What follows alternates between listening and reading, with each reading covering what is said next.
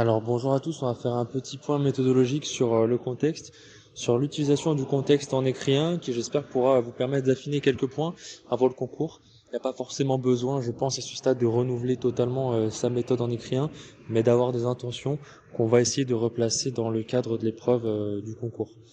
Donc, un petit point méthodologique en écrit 1 et sur la place du contexte. Déjà, ce qu'il faut comprendre, c'est que le contexte, quand on parle de contexte, on parle de conjoncture économique, politique, culturelle, sociale et sociétale. L'idée, c'est de se décentrer de l'histoire de l'EPS sur des faits historiques, sociologiques qu'on peut retrouver justement dans la sphère EPS, mais de l'élargir à des faits sociétaux et à se rapprocher d'éléments de culture générale.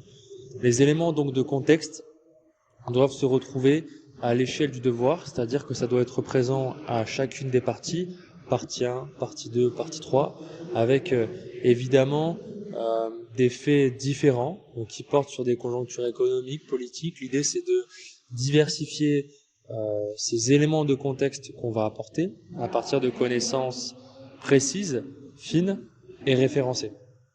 Ces éléments de contexte-là, plus que de montrer que le candidat est cultivé, il va falloir sélectionner ces éléments de contexte pour les mettre en relation au sujet. Quand on utilise le contexte, c'est de compléter l'argumentation, c'est de formuler des éléments qui peuvent servir l'argumentation par rapport au sujet.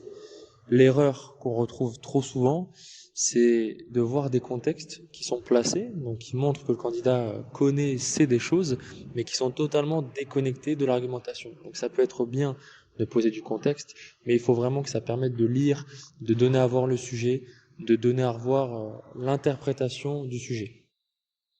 Donc, poser un contexte par rapport à ce que ça permet de dire en regard du sujet. Ça doit s'intégrer à l'argumentation et ça doit nourrir l'argumentation. Ça doit apporter un supplément par rapport à un axe qui est défendu et qui se veut être défendu par le candidat. Donc, ne pas se contenter de poser un contexte, ne pas donner du contexte pour donner du contexte, mais utiliser, mobiliser des preuves qui sont support à l'argumentation. D'ailleurs, il n'y a pas besoin d'avoir trop d'éléments de preuves, de les diversifier trop. On peut, en deux, trois phrases, en faisant une sélection très précise d'éléments, les faire sélectionner, donc les faire jouer par rapport au sujet. L'idée, ce n'est pas de raconter l'histoire de la France, d'une période, ni même l'histoire de l'EPS, mais donc de sélectionner ces quelques preuves, quelques éléments en deux, trois phrases, pour faire fonctionner l'argumentation. C'est le point à retenir de cette capsule vidéo.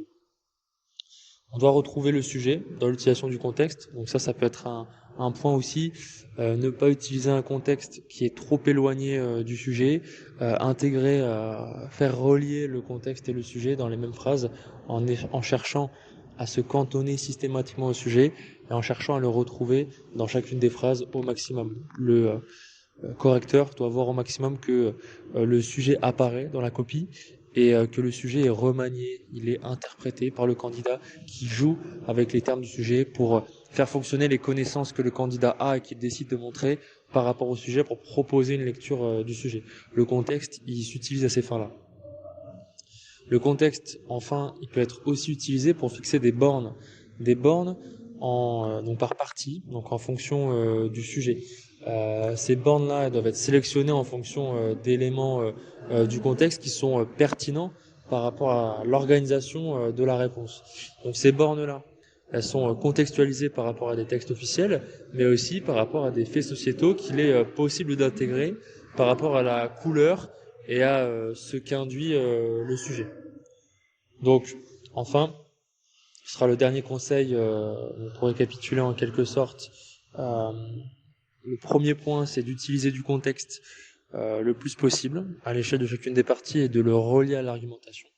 Le deuxième conseil, c'est d'utiliser le contexte dans les bornes, donc qui sont sélectionnés ces contextes-là et ces bornes-là par rapport au sujet, qui sont réfléchis, qui ne sont pas posés parce que à 1967 l'EPS devient sportive institutionnellement. Il y a peut-être des éléments sur lesquels réfléchir pour essayer de diversifier et se démarquer aussi des autres candidats, même si ce n'est pas nécessaire si le sujet ne l'appelle pas. On peut rester donc classique. Enfin, le dernier point et le troisième conseil, c'est de diversifier les conseils le plus possible en allant sur des connaissances plurielles, allant des faits économiques, politiques, mais aussi sociétaux. Bon courage à tous.